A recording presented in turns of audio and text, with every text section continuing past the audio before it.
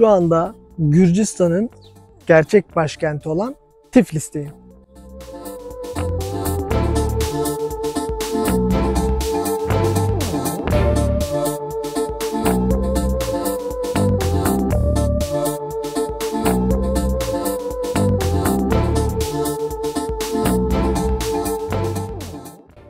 Gürcistan Tiflis videomu da arkamdaki Samabe Katedrali'nden başlatıyorum. Burası aslında tarihi bir katedral değil. Yeni yapılmış. 2004 yılında bitmiş katedral. Ama dünyanın en büyük 3. Doğu Ortodoks katedrali. Yapı 2004 yılında yapılmış olmasına rağmen şimdiden şehrin simgesi haline gelmiş. Şehrin böyle her bir noktasına hakim bir yere yapılmış. Yani birçok noktadan görünebiliyor. Ve dediğim gibi çok büyük bir yapı.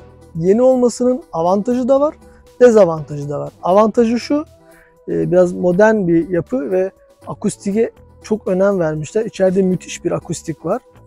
Olumsuz yönü ise, şimdi eski yapılarda tabii ki bir ruh oluyor, bir duygu oluyor. O Frex'lerdeki yapı da eskiden daha iyi yapılıyormuş. Şimdi biraz daha modernizm hayatımıza girdikten sonra biraz daha dijitalleşmişiz. El sanatlarında biraz daha gerilemiş gibi hissediyorum ben. Bu içeride de o hissiyat geldi. Ama dediğim gibi güzel, büyük bir, çok geniş bir alana kurulmuş bir yer. Ki Ortodoks kiliseleri bu bölgede çok fazla. Halk da tabii Ortodoks kilisesine bağlı olan halk çok fazla burada. Bu kadar büyük bir yapı yapmışlar ki hepsi bir araya gelsin, toplansın diye. Başarmışlar da.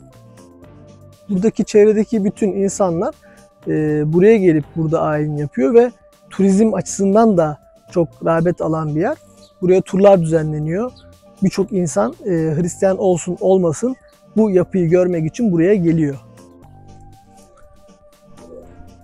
Biz de mumumuzu yaktık, dileğimizi diledik. Duam şuydu ki bu videoyu izleyen herkes huzur bulsun, mutlu olsun. Şimdi Avrupa Meydanı'na geldim. Buradan teleferikle kalenin oraya çıkacağım.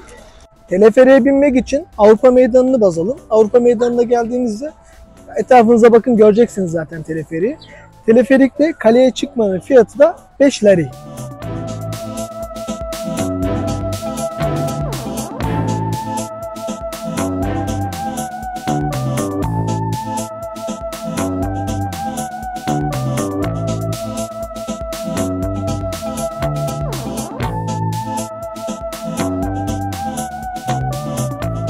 Şimdi teleferikte Tiflis manzarasındayız. Hello Turkey! Turist arkadaşlarla kaleye doğru çıkıyoruz. Bu da Arap Suriyeli. Esselamu Aleyküm.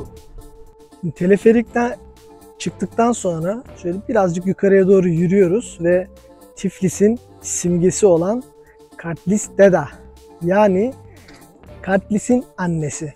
Aslında hani Gürcülerin annesi deniliyor ama hani orijinali Kartlis annesi. 1958 yılında Tiflis'in kuruluşunun 1500. yıl dönümüne özel buraya bu heykel dikiliyor. Orijinal hali ahşaptan yapılıyor. Tabii ama ahşap dayanıksız bir madde olduğu için sonradan dış yüzeyi komple alüminyumla kaplanıyor ve günümüze kadar da korunuyor ve şu an Tiflis'in simgesi. Önemi şu, Kartleli Beyliği varmış burada. Yani bu bölgede yaşayan, Tiflis kurulmadan önce. Daha doğrusu Gürcistan, hani şey gibi, bu Osmanlı'da da beylikler vardı ya, onun gibi düşün. Gene Gürcüler ama ismi Gürcistan değil. Yani en kök, hani bizim Selçuklu gibi düşünebiliriz. Heykelin bir elinde kılıç, bir elinde şarap kasesi var. Şimdi Gürcistan'da şarap çok özel bir şey ve onlarca üzüm çeşidi var burada. Zaten Kafkaslar şarabın ilk yapıldığı, ortaya çıktığı bölge olarak biliniyor. Kafkaslar ve Mezopotamya. Yani bu iki taraf, ama burası zaten Hristiyanlıkta da şarap özel bir içecek olduğu için de sahiplenmişler ve bunu geliştirmişler. Hemen hemen her köşe başında bir şarap evi bulabilirsiniz. Her Gürcü, hemen hemen her Gürcü, her hane kendi şarabını yapabiliyor. Hatta öyle ki kendi mahzenleri var. Kendi şaraplarını yapıp o mahzende saklarlar ve birbirleriyle de yarışırlar. Kimse kimsenin şarabını beğenmezmiş ve en güzel şarabı kendilerinin yaptığını söylerlermiş ve bu sebepten dolayı da bir yarış halinde olduğu için de bu şarap kültürü çok gelişmiş. Bu heykelde de bir yerinde şarap kasesi, bir yerinde de kılıç var. Dost olarak gel şarabımı iç, düşman olarak gelirsen de kılıcımın tadına bakarsın demek. Heykelin hemen arka tarafında, arkasında yani bu aşağıda vadide bir botanik bahçesi var. O da şeyden indiğinizde, teleferikten indiğinizde hemen orada bir girişi var. Oradan aşağı doğru inebilirsiniz ama hava çok sıcak. Yani açıkçası ben üşendim. Giriş ücretliymiş zaten. O yüzden de girmedim. Bir de burada böyle vandalizm yani Gürcistan'ın simgesi haline gelmiş bir şey. Altına böyle bu şekilde spreylerle isimler yazmışlar. Nuri Alço yazısı bekledim ama maalesef buraya kadar gelememişiz. Kendi Nuri Alço'ların isimlerini yazmışlar. Kartli'nin annesinin heykelinin altında da böyle küçük balkonlar var. Buradan da şehir manzarasını izleyebilir. Buradan fotoğraf çekinebilirsiniz.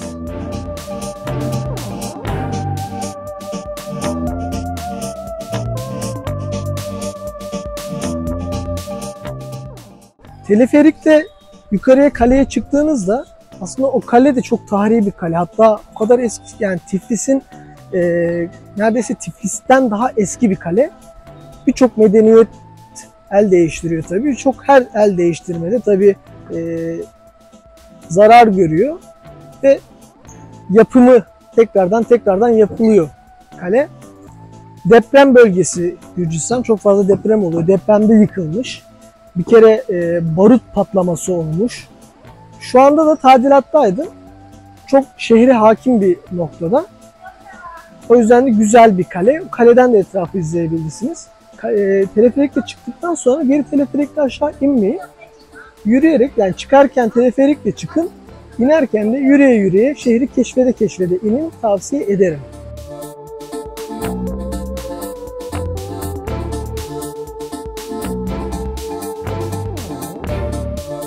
Tiflis'in hamamları meşhur.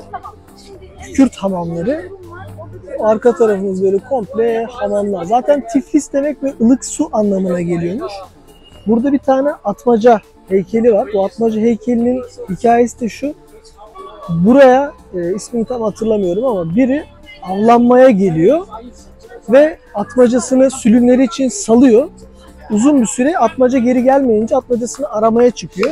Sonra bir suyun içinde atmacasının öldüğünü görüyor. Bakıyor su sıcak, yeşillik alanı görüyor. Burayı çok beğeniyor ve burayı yerleşim yeri haline geliyor. Yani Tiflis'in aslında keşfi bu atmacanın sıcak suyun içine düşüp ölmesiyle başlıyor. Bu arkamda gördüğünüz köprüye de böyle üstüne ismini yazıp kilit takıyorlar ki yani tabii batıl bir inanç. Bir de umarım kilitlerin ağırlığını da hesaba katıyorlardır. Çünkü Hollanda'da da var aynı bu şekilde bir köprü ve köprüye çok fazla ağırlık yaptığı için takılan kilitler yasaklanıyor ve toplanılıyor. Şurada kilit satan bir arkadaş var. Hani sizin duanız kabul olmuyordur büyük ihtimal ama o arkadaşın duası kabul oluyordur. 30 liraya falan satıyor yani bir tane kilidi. Güzel iş aslında. Tüh, kaçmasaydı ben de o papağan maymun gibi insanların omuzuna kelebeği kondurup para alırdım. Şimdi Tiflis'te sağda solda göreceksiniz evcil hayvanları, tropik hayvanlarını bu şekilde insanlara yani yaklaşıyorlar ve onlarla fotoğraf çekmenize izin veriyorlar. Ama izin verdikten sonra da sizden para talep ediyorlar. Bedava değil. Göreceksiniz. Çekinmek istiyorsanız bir ücreti var onların. Bilginiz olsun. Arkamda bulunan bu çok hoş yapı Cuma Camii. Çift mihraplı cami olarak da biliniyor burası. Tiflis'te Şiiler ve Sünniler ayrı ayrı yerlerde, ayrı camilerde ibadet yapıyorlarmış. Ama Şiilerin camisi köprü yapılacağı zaman yıkılıyor. O yüzden burada Şiiler ve Sünniler birlikte ibadet ediyorlar.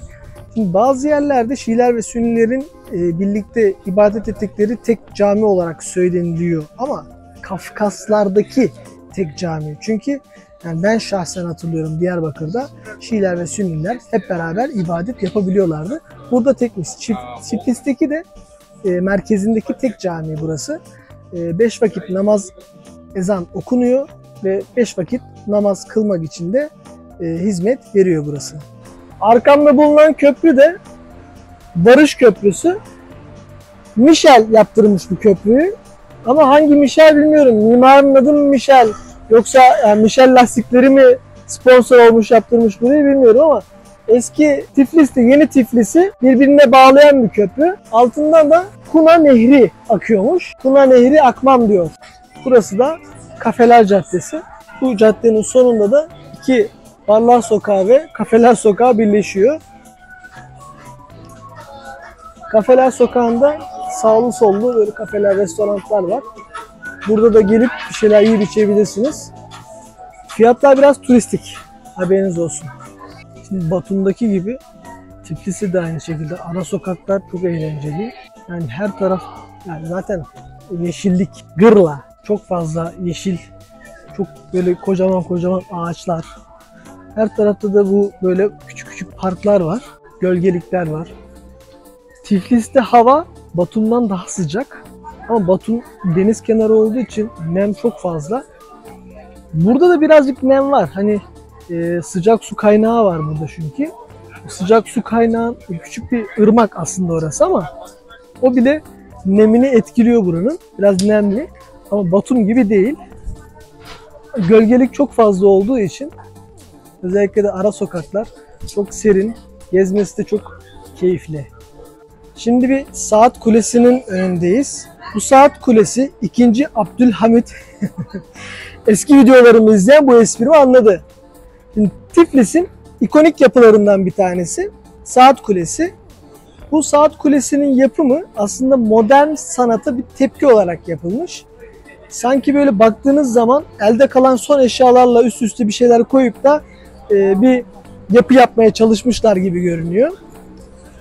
Her saat başı en üstte şu bölmede bir melek çıkıyor ve eliyle çanı çalıyor. Şu her gün 2 defa da bu bölmedeki kuklalar çıkıyor ve işte doğum, yaşam, yaşlanma ve ölüm anılarını anlatıp geri içeriye giriyor. Hayatın ne kadar kısa olduğunu vurgulamak için kurgulanmış bir yapı. Tiyatro meydanı diye geçiyor burası. Burada bir tiyatro var. Eski bir tiyatro. Bu saat kulesini de haritalarda bakıp gelebilirsiniz. Veya tiyatro olarak da yazabilirsiniz buraya. Yani Tiflis Tiyatro deyip gene buraya gelebiliyorsunuz. Güzel bir yapı. Geldiğiniz zaman muhakkak burayı görmeniz gerekiyor. Zaten Tiflis'te burada fotoğrafınız yoksa dövüyorlarmış. Tiflis'te ana caddelerden giderken karşıdan karşıya geçeceğinizde şey yok. Trafik ışıkları da yok. Böyle alt geçitler var. Alt geçitlerden geçebilirsiniz. Hani baktığınızda nereden geçeceğim ben dediğinizde alt geçit bakın etrafta. Ama bunu ara caddelerde değil de ana caddelerde bakın. Mesela dün gece ben bir ara caddede alt geçide girdim. Bir girişim bir çıkışım var yani. Orası çalışmıyormuş. Kapatılmış bir de gecenin bir yarısı. Bayağı ürkütücüydü.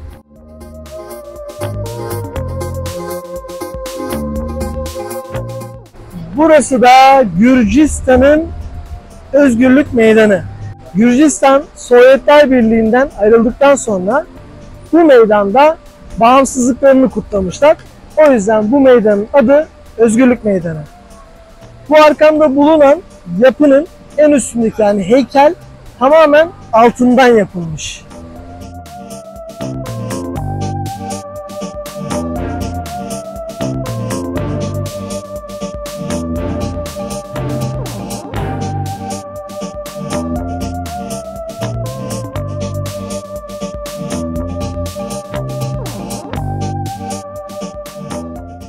Az önce geçen metro yani hızlandırılmış değildi. Normal hızı bu. Sovyetler döneminde yapılmış bir metro istasyonu burası. Yerin çok fazla altına iniyorsunuz ve çok hızlı bir hat. Yani geldiğiniz zaman 1 lira zaten fiyatı. Yani bir değişiklik olsun diye bir istasyon bile olsa gelin muhakkak deneyin. Yapısal olarak da enteresan. çok eski. Ya aslında hani çok değişik bir şey değil ama çok eski bir yapı. Geçen metro da çok eski bir metro. Çok hızlı gitmesi değişik bir heyecan yani. Geldiğinizde deneyin.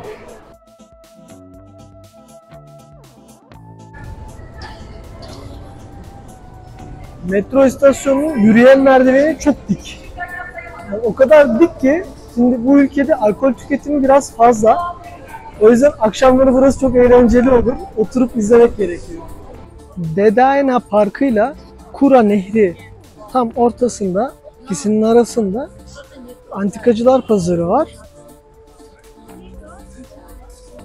Böyle bayağı 200-300 metre yol kenarına böyle bit pazarı tarzında eski eşyaları, antika eşyaları satıyorlar. Yani eğer orijinalse sikke satıyordu adam orada. Bayağı eski Roma mührü olan sikkeler falan vardı. Hani 10 liraya, 20 liraya falan satıyordu. Eğer orijinalse yani anlayan, bilen biri gelsin, kontrol etsin onu. Gerçekten yani kısa yoldan zengin olabilir.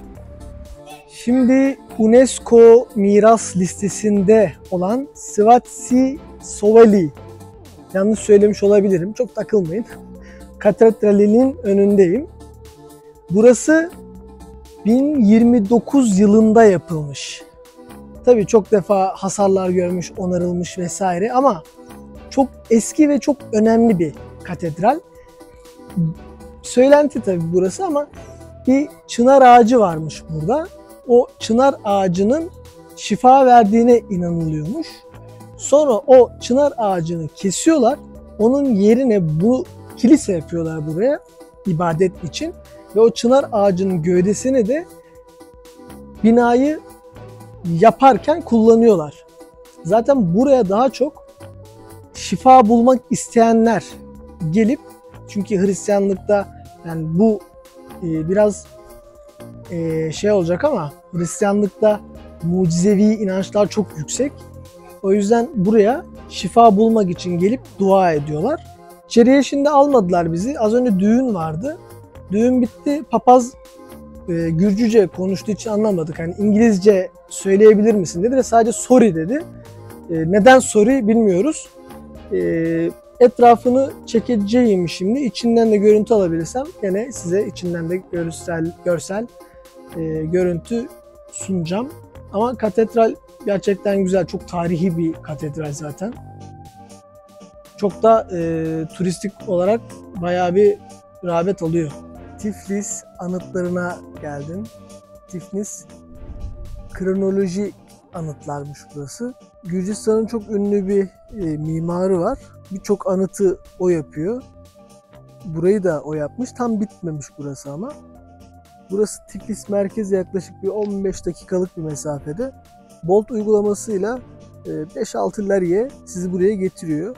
Ama normal taksiye binerseniz 10-15 lari olabilir.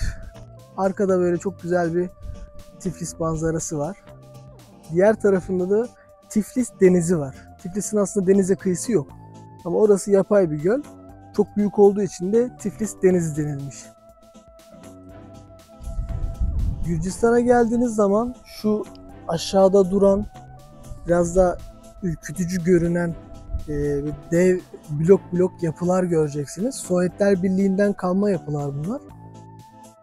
Tabii savaşlar, yıkımlardan sonra halkın barınma ihtiyacı ortaya çıkıyor. Bir fabrika kuruyorlar ve blok şeklinde beton üretimi yapılıyor. Beton bloklar üretiliyor. Aynı Lego gibi hemen hızlı bir şekilde, pratik bir şekilde evler yapılıyor. Bu şekilde binalar yapılıyor. Ve insanların barınma ihtiyaçları giderilmiş oluyor. Dediğim gibi dışarıdan çok eski ve yani ürkütücü bir görüntüsü var. Çünkü işte nem olmuş, rutubet olmuş, kararmış duvarları. İçin tadilatı yapılıyor ve içleri güzel deniliyor. Ama tabii bu rivayet, bilmiyorum. Çok sağlam yapılar. Gürcistan deprem bölgesinde yer alıyor. Yani yıllardır ayakta duran bir yapı. Hiç yıkılmamış, çatışmalar yaşanmış vesaire ama çok sağlam ama işte dışarıdan baktığın zaman görsel olarak yapıyı bozuyor. Gürcistan'da geldiğiniz zaman fark edeceksiniz. Görselliğe çok önem veriyorlar. Özellikle de bina yapılarında.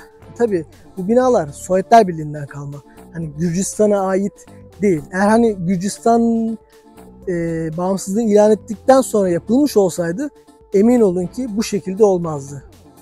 Arkamdaki göl yapay bir göl ama çok büyük. Ve kum alanı var tam şu bölgede. Şu sağ omuzumun üstündeki alan kum bölge. Orada denize girilebiliyor. Yatlar var. Teknelerle, yatlarla turlar da var. Sonra kafe, barlar var orada. Akşamları eğlenceler de düzenleniyor burada. Tabii organizasyonlar da yapılıyor. Eğer organizasyona denk gelirseniz çok eğlenceli olduğu söyleniliyor burada ki Tiflis genç nüfusu da çok eğlenmeyi de biliyorlar. Eğer denk getirirseniz siz de bu etkinliklerden faydalanabilirsiniz.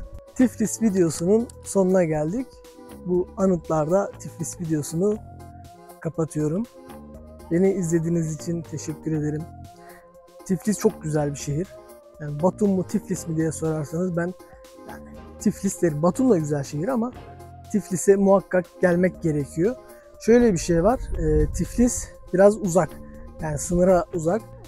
Yollar yeni yapılıyor. Otoban gibi yollar yok şu anda. Yani tek gidiş geliş şeklinde yollar. O yüzden buraya İstanbul'dan uçak seferleri düzenleniyor. O şekilde gelirseniz rahat edersiniz. Öbür türlü Batum'a gelip Batum'dan buraya araçla gelmek hem biraz masraflı hem de biraz uzun sürüyor. Ama Tiflis bir başkent. Aynı zamanda tarihiyle birlikte bugüne kadar gelmiş bir başkent. Gece hayatı da çok eğlenceli ve Gürcistan genel olarak suç oranı en düşük ülkelerden bir tanesi. Geldiğiniz zaman buraya çok güvenli bir şekilde gezip, eğlenip ülkenize dönebilirsiniz. Tekrar beni izlediğiniz için teşekkür ederim.